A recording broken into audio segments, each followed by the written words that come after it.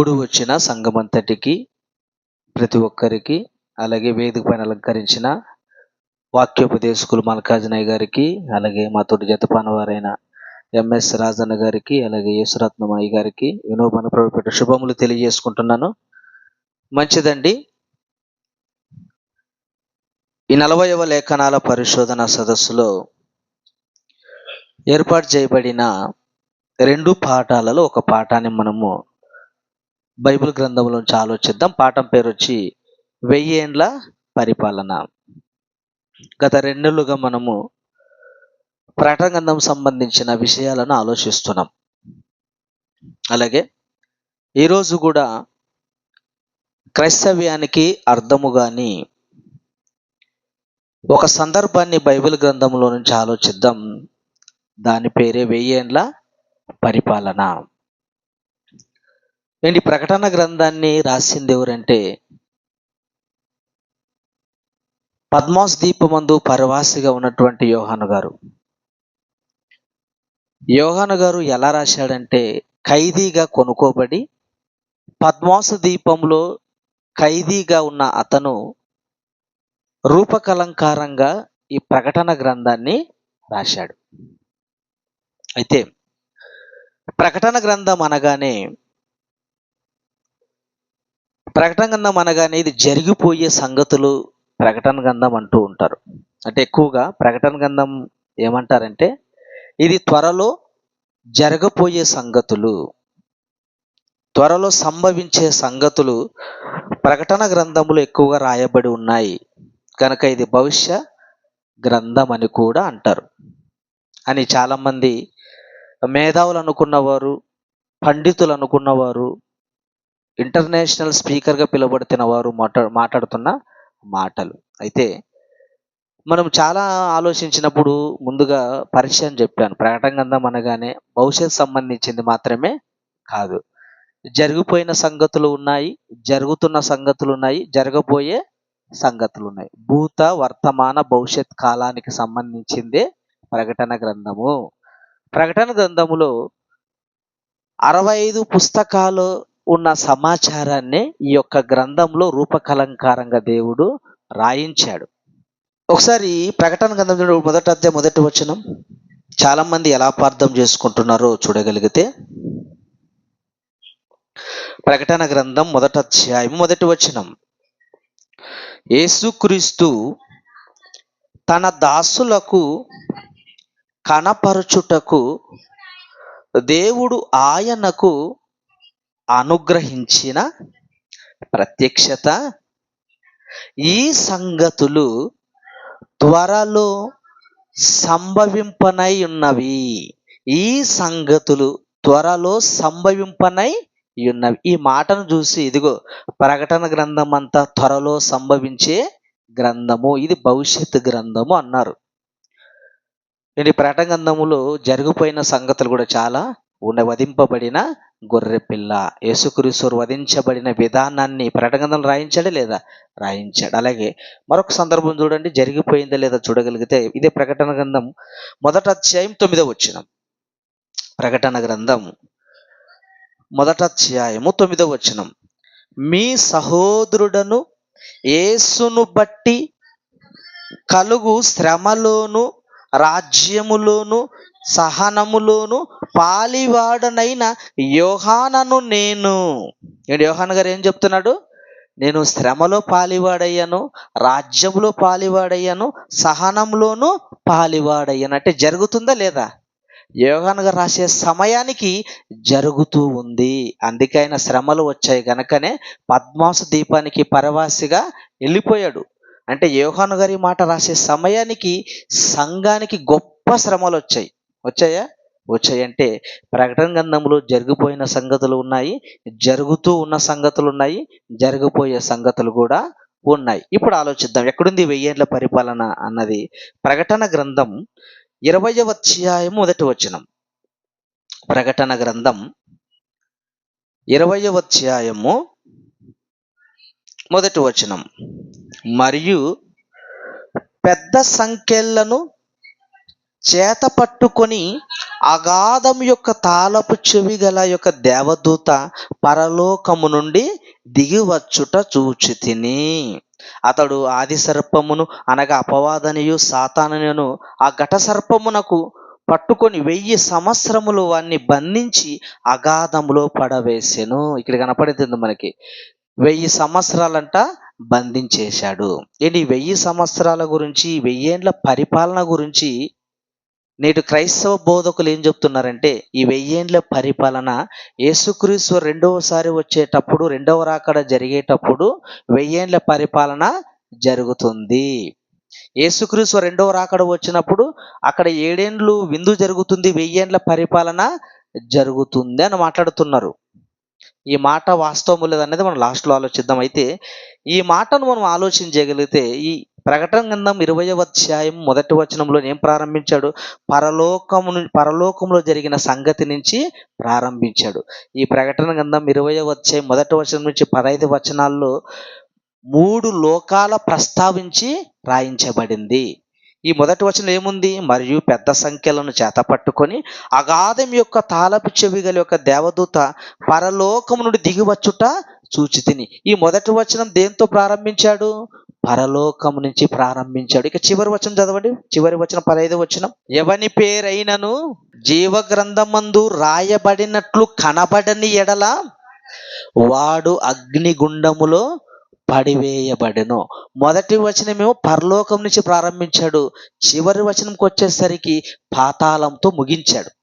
అంటే 20వ అధ్యాయం 1వ వచనం నుంచి 15 వచనాల్లో 3 లోకాల ప్రస్తావనని ఈ 15 వచనాల్లో రాశాడు.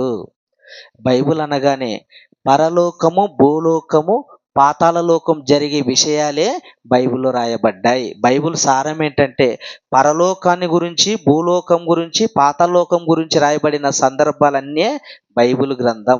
ఈ విషయాలన్నీ 65 పుస్తకాల్లో రాయబడిన విషయాలన్నిటినీ ఈ ఒక్క 20వ అధ్యాయంలోనే రాయించాడు. అందుకే పరలోకం నుంచి మొదలు పెట్టాడు, చివరికి పాతాళానికి ముగించేశాడు. ఆలోచిద్దాం.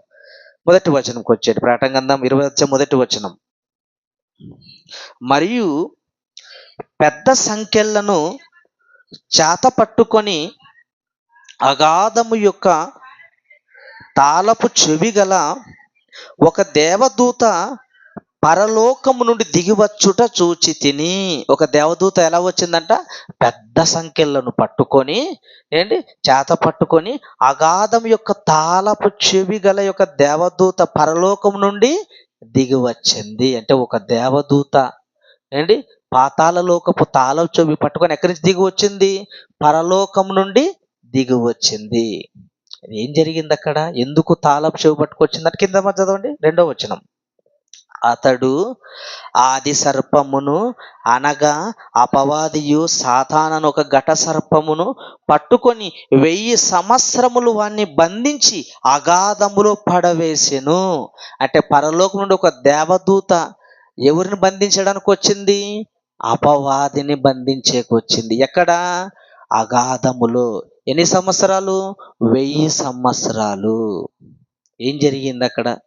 ఇంతకు ఏంటి విషయం? అక్కడ ఏం జరిగింది అని ఆలోచన చేయగలిగితే ప్రియులరా, అపవాదిగాడు పరలోకంలో దేవుడు మంచి స్థానాన్ని ఇచ్చాడు అపవాదికి.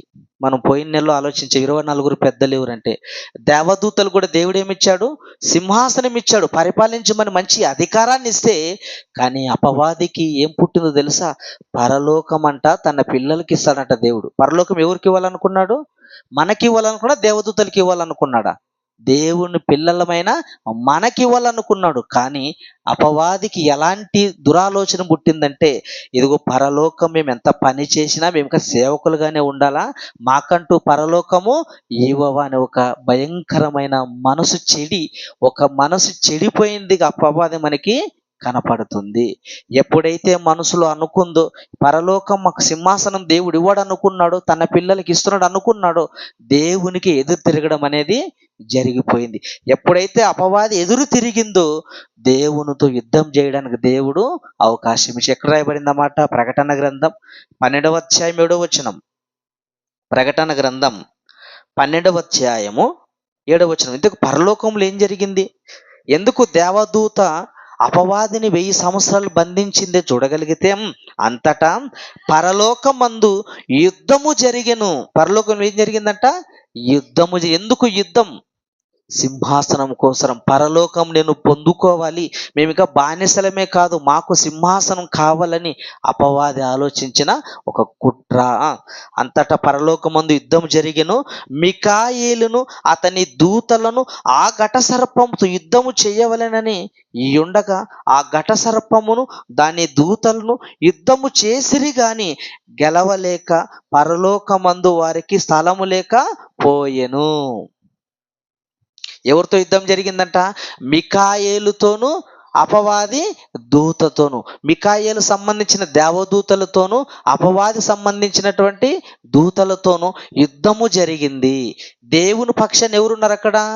దేవుని పక్షాన్ని యుద్ధం చేయడానికి ఎవరు వచ్చారు? మికాయేలు ఉంది అంటే. మికాయేల్ అంటే ఆ అపవాదితో యుద్ధం చేసింది ఎవరు? ఏ దేవదూత? మికాయేలను దేవదూత. అంటే పరలోకంలో యుద్ధం జరిగిందా? యుద్ధం జరిగిందండి. పరలోకములో సింహాసనం కోసం పరలోకాన్ని పొందుకోవాలని అపవాది ఆలోచించిన ఆ ఆలోచనను తరిమి కొట్టడానికి మికాయేలు ద్వారా అపవాదిని దేవుడు ఓడించాడండి. వాళ్ళను ఓడించాడు గనకనే వాళ్ళకి అక్కడ స్థలము లేదు. చదవండి 8వ వచనం. ఆ ఘట సర్పము దాని దూతలను యుద్ధము చేసిరి గాని గెలవలేకపోయిరు గనక పరలోకమందు వారికి స్థలము లేకపోయెను. ఎప్పుడైతే ఓడిపోయిందో అపవాది, వెంటనే మికాయేలు ఏం చేసింది? వారిని బంధించి కటిక చీకటి గల అగాధంలోనికి పడేసింది. ఎక్కడుందన్నమాట? పేతురు రాసిన రెండవ పత్రిక 2వ అధ్యాయం 4వ వచనం.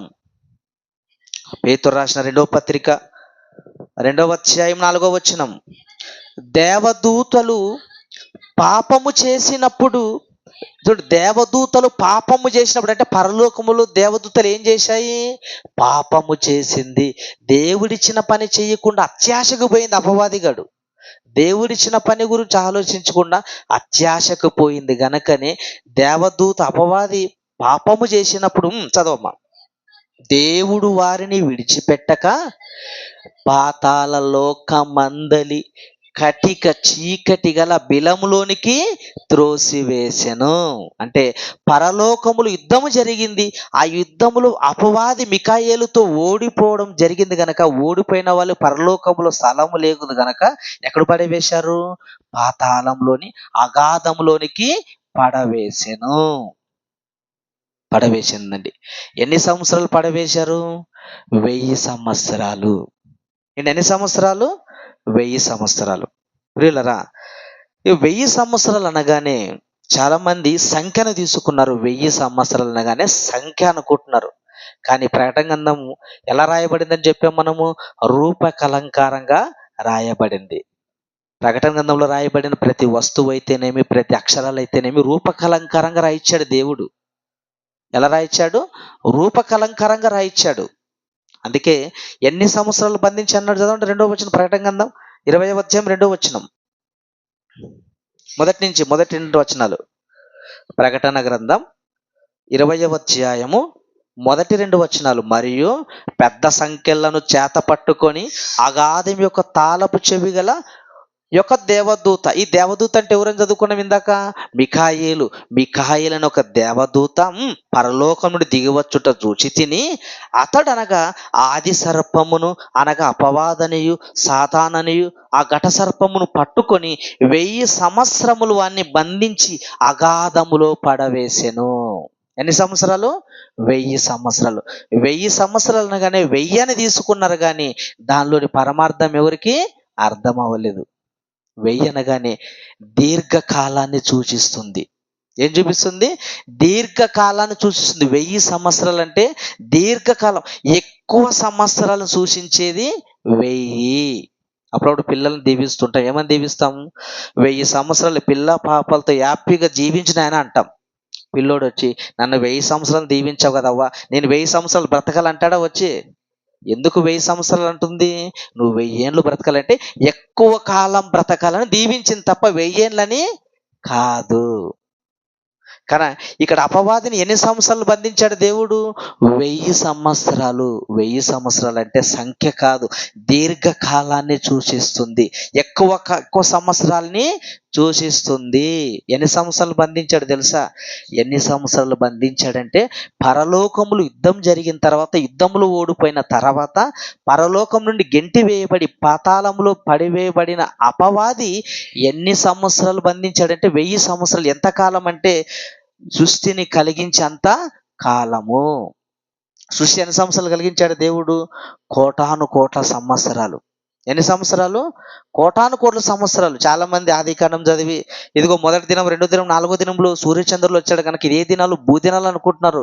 విశ్వం భూదినాలు కాదు. ఏ దినాలు అవి? విశ్వదినాలు. చూడండి మాట ఆదికాండము, చూడండి ఆదికాండము మొదటి అధ్యాయము 14వ వచనం, 15వ వచనం.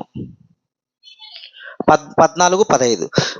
దేవుడు పగటిని రాత్రిని వేరుపరుచున్నట్లు ఆకాశ విశాలమందు జ్యోతులు కనబడును గాకనియు అవి సూచనలను కాలములను దిన సంవత్సరములు సూచించుటకై యుండుగాననియు.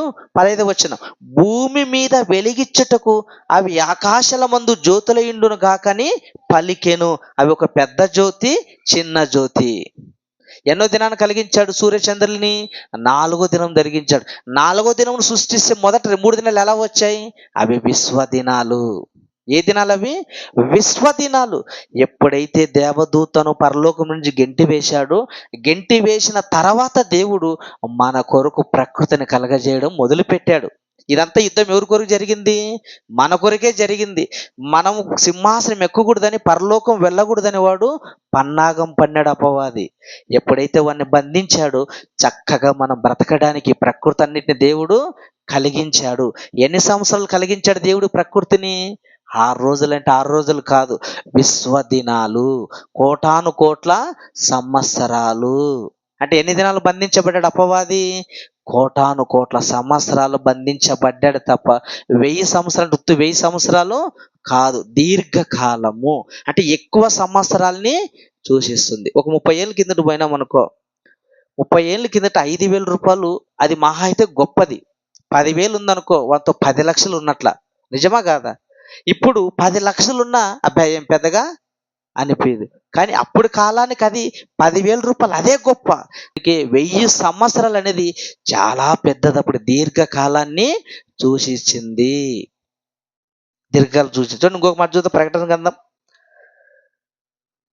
గ్రంథం 20వ అధ్యాయం 3వ వచనం.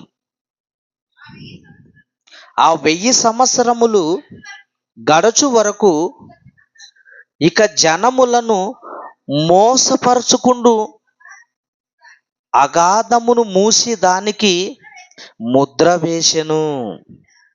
ఎవరు మోసపరుచుకుంటూ? ఆ 1000 సంవత్సరాలు గడుచు వరకు జనములను మోసపరుచుకుంటున్నట్లు. జనములంటే ఇక్కడ అపార్థం చేసుకున్నారు అందరూ. జనములను మోసపరుచుకున్నట్లు. జనములను ఎవరో కాదు, జనాలు అనేశారు అందరూ. జనాలు అంటే, జనములు అనగానే ఎవరు అనుకున్నారు?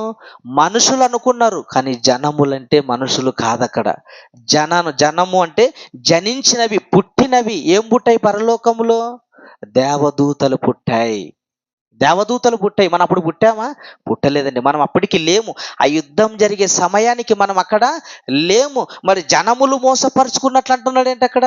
అంటే అపవాది వాడు మాత్రమే చెడిపోవడం కాకుండా కొన్ని దేవదూతలను వాడు పాడు చేశాడు. తన మాదిరిగా మోసం చేసి, మాయ చేసి చెడిపేశాడు. అందుకే జనములను మోసపరుచుకుంటున్నట్లు. ఇక్కడ మనకి ఎలా అర్థమవుతుంది మాట చూడగలిగితే, యెషయా గ్రంథం 14వ అధ్యాయము 12, 13. ఇక్కడ జనములు అన్నాడు కదా, ఈ మాటకు బైబిల్లో మరేమని రాయబడింది అర్థం అని చూడగలిగితే, యెషయా గ్రంథం 14వ అధ్యాయం 12, 13. తేజో నక్షత్రమా, వేకువ చుక్క, నీవెట్లు ఆకాశం నుండి పడితివి. ఎవరి గురించి రాయబడిన మాట అది? సాతాను గురించి రాయబడిన మాట, అపవాది గురించి రాయబడిన మాట, దుష్టుని గురించి రాయబడిన మాట, ధర్మ విరోధి గురించి రాయబడిన మాట. వేకువ చుక్క, తేజో నక్షత్రమా, నువ్వెట్లు పరలోకం నుండి పడితివి. అంటే వాడు అపవాది ఎక్కడి నుంచి పడ్డాడు? పరలోకములు యుద్ధం చేసి ఓడిపోయాడు గనక అక్కడి నుంచి తంతి ఎక్కడ పోయి పడ్డాడు? పాతాళంలో పడిపోయాడు. అక్కడి నుంచి నువ్వు పడితివే, కంటిన్యూ. జనములను పడగొట్టి నీవు, అంటే వచ్చేటప్పుడు ఎవడు పడగొట్టాడంట? జనములను పడగొట్టాడు. యుద్ధము జరిగి వచ్చేటప్పుడు మనుషులు ఉన్నారండి? మనుషులు లేరు. పరలోకములు యుద్ధం జరిగిందని చదువుకున్నాం మనం. పరలోకములు యుద్ధం, మికాయేలుకి అపవాదికి యుద్ధం జరిగిందన్నాం. ఆ యుద్ధములో మికాయేలు గెలిచింది, దేవుని పక్షాన అపవాది ఓడిపోయాడని చదువుకున్నాం. ఆ యుద్ధం జరిగే సమయానికి మనుషులు ఎవరే గాని లేరు. అంటే జనములంటే ఎవరు అక్కడ? మనుషులు కాదు. జనములంటే ఎవరు? దేవదూతలు. అంటే పరలోకములు యుద్ధం జరిగేటప్పటికి ఎవరున్నారు అక్కడ? దేవదూతలు తప్ప ఎవరే గాని లేరు.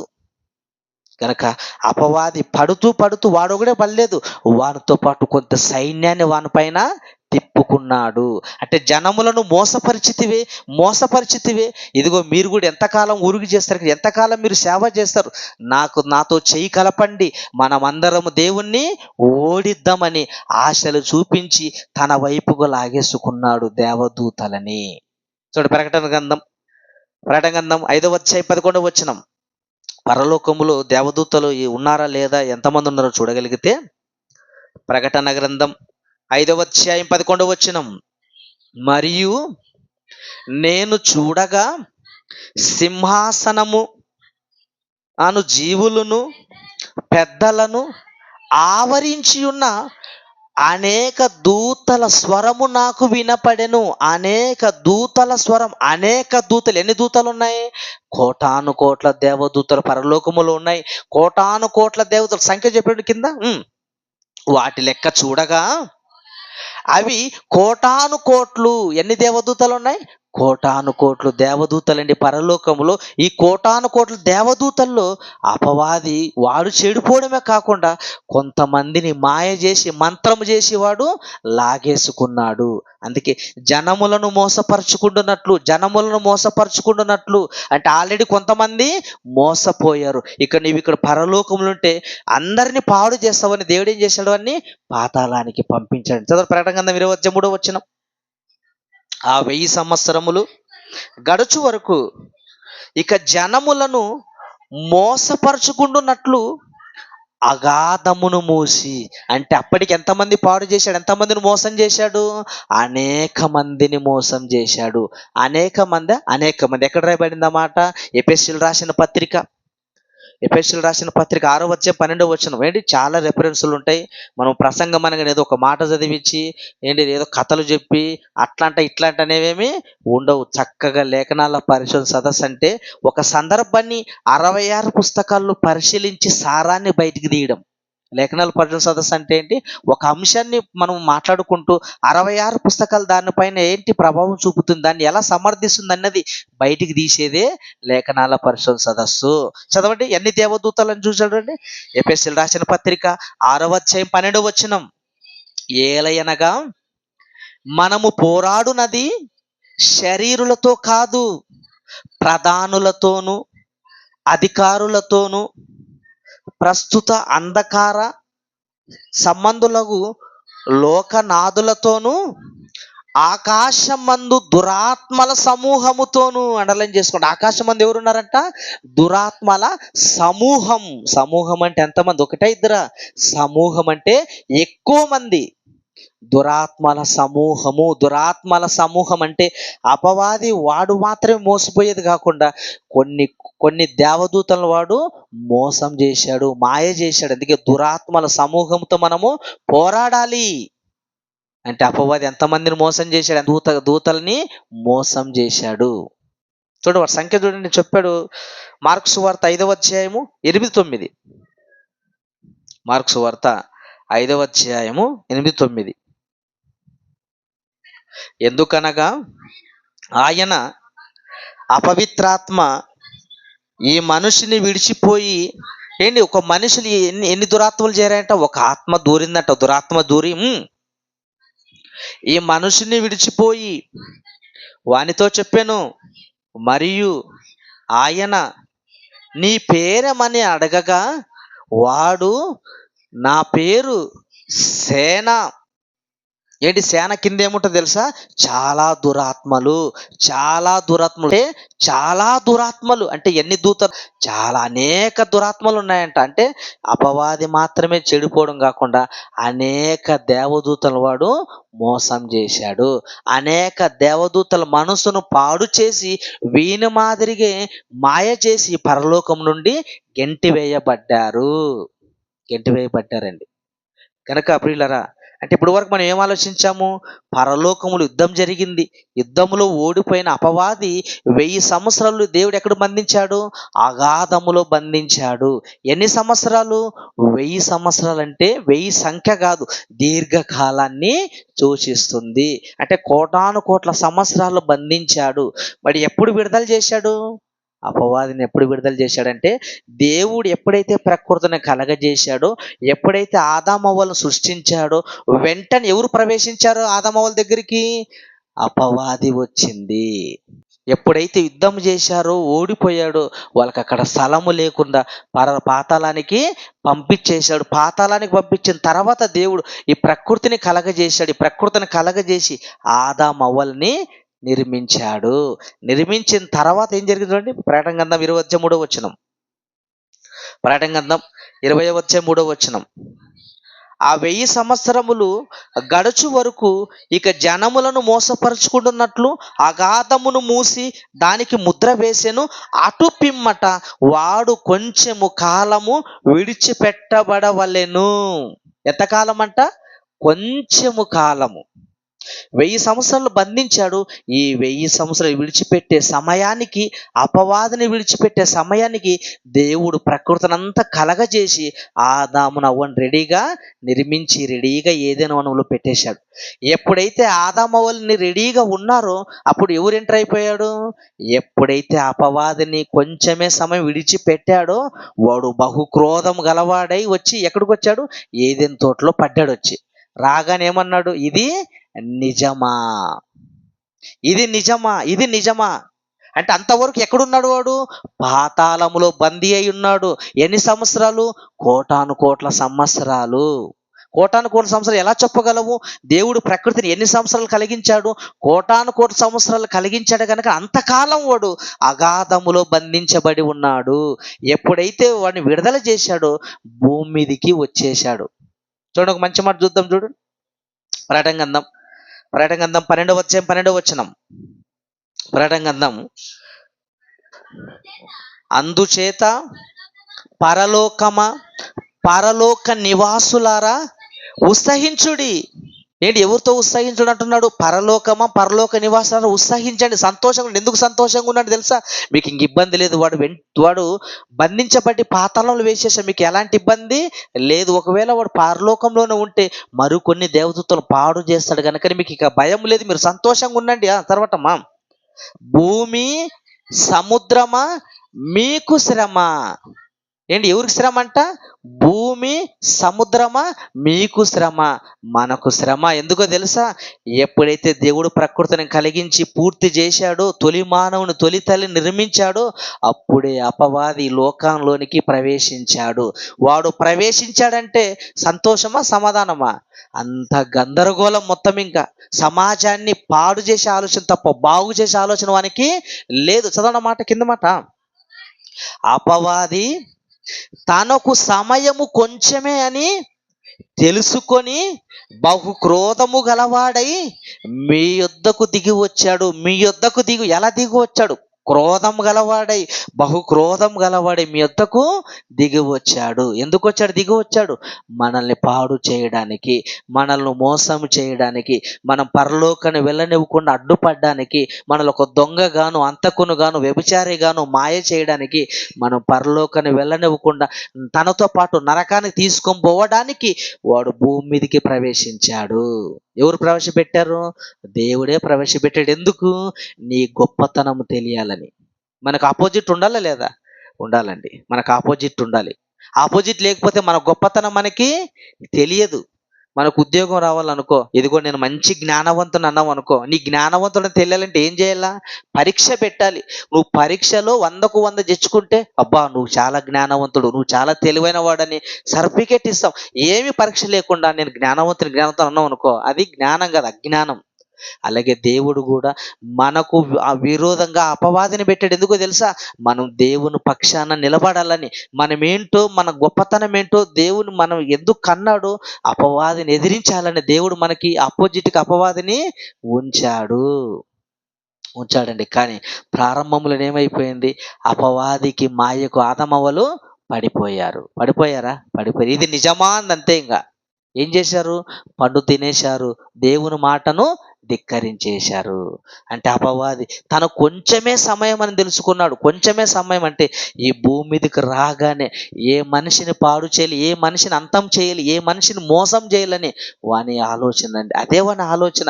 24 గంటలు ఎవరిని కొంపముంచుదామా, ఎవరిని మాయ చేద్దామా, ఎవరిని నరకానికి తీసుకొని పోదామని ఆలోచన ఎవరిది?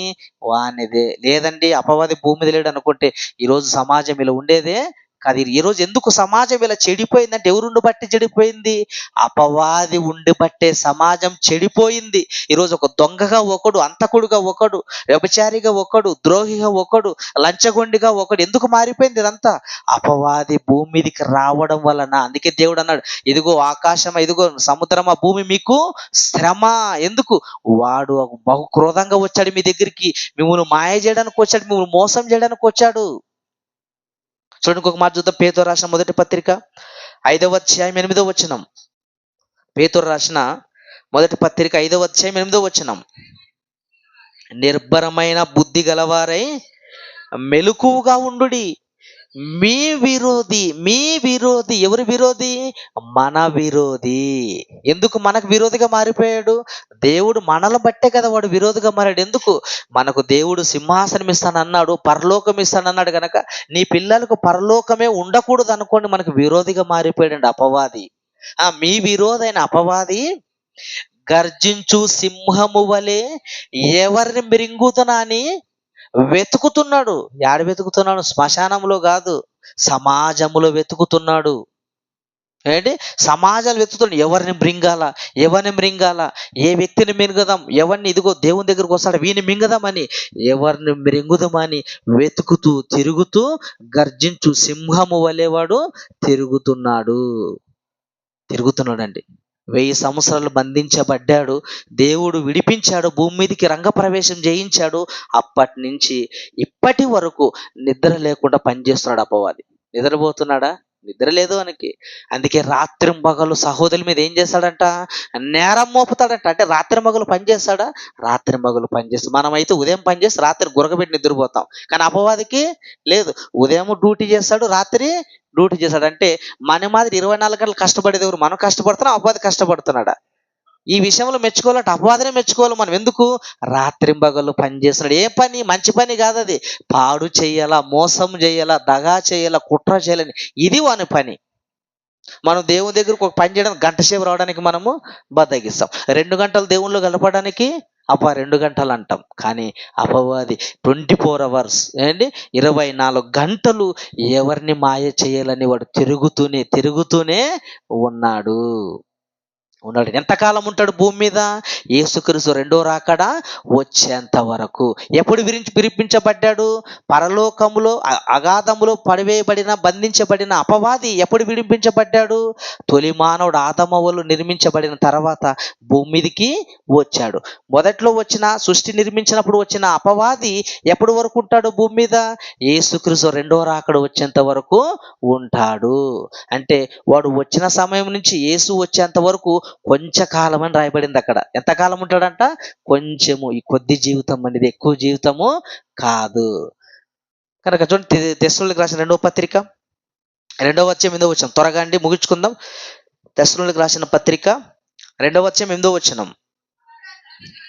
అప్పుడు ఆ ధర్మ విరోధి బయలుపరచబడును, ప్రభువైన యేసు తన నోటి ఊపిరి చేత వాణ్ణి సంహరించిన. ఎవరు సంహరిస్తాడంట? యేసుక్రీస్తు రెండవ రాకడ జరిగే సమయానికి ఆయన వస్తుంటే ఆ నోటి ఊపిరి చేత ఏమైపోతాడంట? ఆ ధర్మ విరోధి ఎవరు? అపవాది. ధర్మ విరోధన్న, దుష్టుడు అన్న, అపవాదన్న, ఏంటి సాతానన్న, ఘటసర్పం అన్న, ఇవన్నీ ఎవరి పేర్లు? అపవాది పేర్లు. ఆ ధర్మ విరోధి చదవడం అప్పుడు ఆ ధర్మ విరోధి బయలుపరచబడును, ప్రభువైన యేసు తన నోటి ఊపిరి చేత వాణ్ణి సంహరించును. ఎవరు సంహరిస్తాడంట? అపవాదిని సంహరిస్తాడు. సంహరించడం అంటే అంతం చేయడం కాదు. అక్కడ వాడిని ఇక్కడి నుంచి తీసుకొని ఎక్కడికి వేసి పారేస్తాడు? ఇక పాతాళములో వేస్తాడు. ఇక రావడం గీయడం ఏముండదు, ఇంకా పర్మనెంట్, ఇంకా యుగ యుగములు వాడు అక్కడ బందీ అయిపోవాలి. బంద్ అయిపోవాలండి.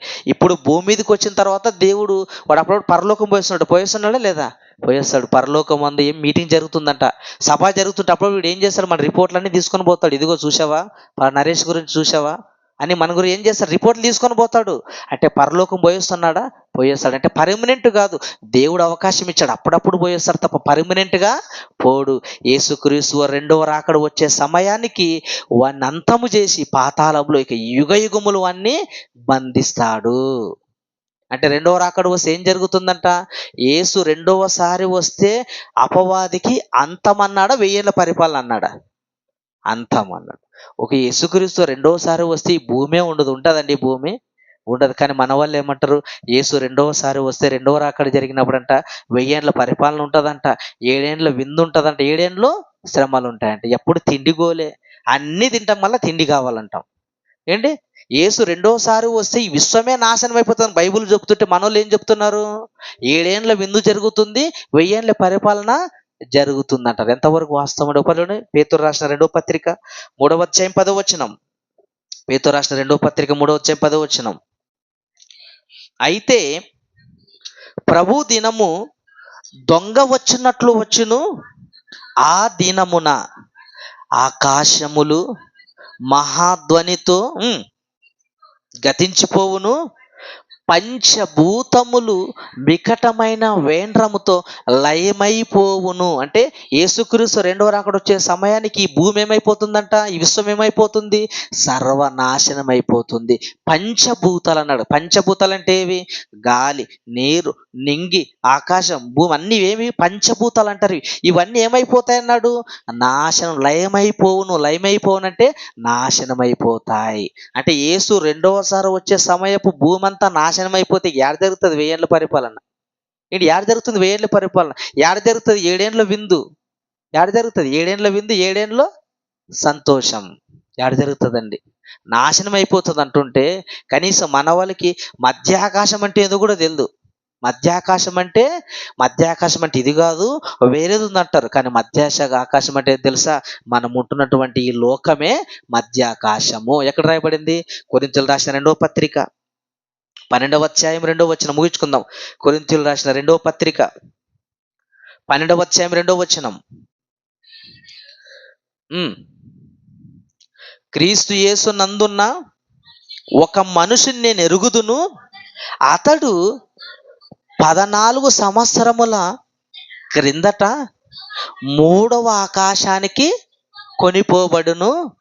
అతడు శరీరంతో కొనిపోబడిన నేను ఎరుగను, శరీరములే కొనుపోబడిన నేను ఎరుగను. అది దేవునికే తెలియను. అంటే 3వ ఆకాశానికి కొనిపోడు. 3వ ఆకాశం అంటే ఏంది? పాతాళం. అందుకే మన దగ్గర ముల్లోకాల మర్మాలు. మొదటి లోకం ఏంది? పరలోకం మొదటి లోకం. రెండవ లోకం ఏంటి? ఈ భూలోకం రెండవ లోకం. మూడో లోకం ఏంది? పాతాళ లోకం. ఇక్కడ భక్తుడు ఏమంటున్నాడు? 3వ ఆకాశానికి కొనిపోబడును. అంటే మరణించిన వారు తెగడి వెళ్ళిపోతారంట. 3వ ఆకాశానికి వెళ్ళిపోతారంటే అది 3 అయినప్పుడు ఇదేంటి? 2. అది 3 అన్నాడంటే ఇదేంది? 2. మొదటి లోకం పరలోకం అయితే, రెండవ లోకం భూలోకం అయితే, 3వ లోకం పాతాళ లోకం. అంటే యేసు రెండోసారి వచ్చినప్పుడు మధ్యాకాశం అంటే ఇదే, మనం ఉండేదే మధ్యాకాశం. మొదటి లోకానికి 3వ లోకానికి మధ్య ఉండేది ఏంటి? మధ్యాకాశం. మొదటి లోకానికి మూడో లోకానికి ఉండేదే మధ్యలోకం అంటారు. ఆ మధ్యలోకమే మనమున్న లోకము. ఇప్పుడు యేసుక్రీస్తు రెండవసారి వస్తే మధ్యాకాశంలో 7 ఏళ్ల శ్రమలు, మధ్యాకాశంలో 1000 ఏళ్ల పరిపాలన అనేవి ఏమీ లేవు. ఆల్రెడీ జరిగిపోయింది. అపవాది నరకములో యాతన పడ్డాడు. కొంచెం సమయం వదిలాడు దేవుడు. భూమి మీదకి వచ్చాడు. తన పని తను చేసుకుంటూ హ్యాపీగా ఉంటున్నాడు. రెండవసారి యేసుక్రీస్తు రెండవ రాకడ వస్తే వాడు నాశనం అయిపోతాడు. తిరిగి పాతాళానికి పంపించేస్తాడు. ఇక పాతాళంలో వేశాడు రెండవ రాకల్లో, వాడికి ఎట్టి పరిస్థితుల్లో పరలోకం రావడానికి లేదు. అర్థమైంది కదా? 1000 ఏళ్ల పరిపాలన. ఇప్పుడు ఎన్ని వచనాలు ఆలోచించాం మనం? 3 వచనాలు ఆలోచించాం. ఇటువంటి ముగించుకుందాం ఇంకా మాట చదివి. ప్రకటన గ్రంథం 20వ అధ్యాయం మొదటి 2-3 వచనాలు చదువుకుందాం. ప్రకటన గ్రంథం 20వ అధ్యాయము మొదటి 2-3 వచనాలు. మరియు పెద్ద సంఖ్యలను చేతబట్టుకొని ఉన్న అగాధము యొక్క తాళపు చెవి గల ఒక దేవదూత, ఎవర దేవదూత? మిఖాయేలు అనే దేవదూత పరలోకం నుండి తాళపు చెవి పట్టుకొని వస్తుందంట. పాతాళం యొక్క తాళపు చెవి పట్టుకొని దిగివచ్చుట చూచి తిని, అతడు ఆది సర్పమును అనగా అపవాదనియు సాతాననియు అను ఆ ఘట సర్పమును పట్టుకొని 1000 సంవత్సరములు వానిని బంధించి, అంటే పరలోకములు యుద్ధం జరిగింది. యుద్ధంలో ఓడిపోగానే మిఖాయేలు ఏం చేసింది? వాడిని పట్టుకొని పాతాళంలో బంధించాడు. ఎన్ని సంవత్సరాలు బంధించాడు? 1000 సంవత్సరాలు బంధించాడు. ఎప్పుడైతే వాడిని బంధించాడో దేవుడు ప్రకృతిని కలగజేయడం మొదలుపెట్టాడు. ప్రకృతిని కలగజేసి చివరి దినమున ఆదామవ్వలను ఎప్పుడైతే నిర్మించాడో అప్పుడు మరల వానికి సమయం ఇచ్చి వెంటనే భూమి మీదకి పంపించాడు. అంటే ఎన్ని సంవత్సరాలు? కోటాను కోట్ల సంవత్సరాలు. 1000 అనగానే 1000 సంఖ్య కాదు, దీర్ఘకాలాన్ని సూచిస్తుంది. చదవండి మా కంటిన్యూగా. ఆ 1000 సంవత్సరములు గడుచు వరకు ఇక జనములను మోసపరుచుకుంటున్నట్లు, జనములంటే మనుషులు కాదు, యుద్ధం జరిగే సమయానికి మనుషులు ఎవరు అక్కడ లేరు. ఎవరు? దేవదూతలు ఉన్నాయి కనుక కొన్ని దేవదూతలు వాడు పాడు చేసి వానికి అనుకూలంగా మలుచుకున్నాడు. అనేక దేవదూతలను వాడు మోసం చేసి తనలోనికి లాగేసుకున్నాడు. చదవనమ్మా. జనములను మోసపరుచుకుంటున్నట్లు అగాధమును మూసి దానికి ముద్ర వేసి అటు పిమ్మట వాడు కొంచెం కాలము విడిచిపెట్టవలెను. ఎప్పుడు విడిచిపెట్టాడు? సృష్టి కలిగించిన తర్వాత ఆదామవులు తొలి మానవులు భూమి మీద జన్మించిన తర్వాత వాడు విడిచిపెట్టబడ్డాడు. ఎప్పటి వరకు ఉంటాడు? యేసు రెండవ రాకడ వచ్చేంత వరకు ఉంటాడు. రెండవ రాకడ వస్తే ఏం జరుగుతుంది? విశ్వమంతా నాశనం అయిపోతుంది. అపవాది నిత్య గుండానికి పంపిస్తాడు. దేవుని కొరకు బ్రతికిన వారు పరలోకం తీసుకొని పోతాడు. దేవుని కొరకు బ్రతికిన వారు నిత్య శిక్షకి పంపించేస్తాడు. ఇది ఎన్ని వచనాలు ఆలోచించాం మనము? 3 వచనాలు ఆలోచించాం. ఇంకా 4 వచనాలు 5 వచనాలు ఉన్నాయి. కింద ఉంటుంది. ఏముంటుంది? రాజ్యం వెళ్తుందంట. ఆ రాజ్యములు ఏముంటుంది అక్కడ? సింహాసనం మీద కూర్చున్న వాళ్ళు 12 మంది ఉంటారంట. ఆ దేవుని నిమిత్తం హతసాక్షులైన వాళ్ళు ఉంటారంట. వాళ్ళు ఎవరు? ఆ 12 సింహాసనాలు ఏంటి? 1000 ఏళ్ళు ఎలా పరిపాలిస్తారు? ఎలా హతసాక్షులయ్యారన్నది రెండవ భాగం ఆలోచిత ప్రార్థన చేసుకుందాం. దయగలిగిన మా తండ్రి, కొన్ని మాటలు ఆలోచించాము నాయన. నేడు సమాజానికి అర్థముగా ఎన్నో విషయాలు నాయన సరిగ్గా ఆలోచించగా అర్థము చేసుకొనక లేఖనాలను అపార్థం చేసుకుంటున్నారు తండ్రి. చెప్పబడిన మాటల ప్రకారంగా వాస్తవాన్ని గ్రహించటకు సహాయం చేయండి. చేరువచ్చిన సంఘం అందరిని జ్ఞాపం చేసుకొని దీవించండి. తర్వాత మీ దాసుడు మా అన్నయ్య గారు మాట్లాడుతుండగా తోడుగానండి. అమూల్యమైన మాటలు మీ కుమారుడు ద్వారా వినిపించమని మీ కుమారుడు మా రక్షకుడైన యేసుక్రీస్తు నామములో ప్రార్థన అడుగుచున్నాం తండ్రి. ఆమేన్.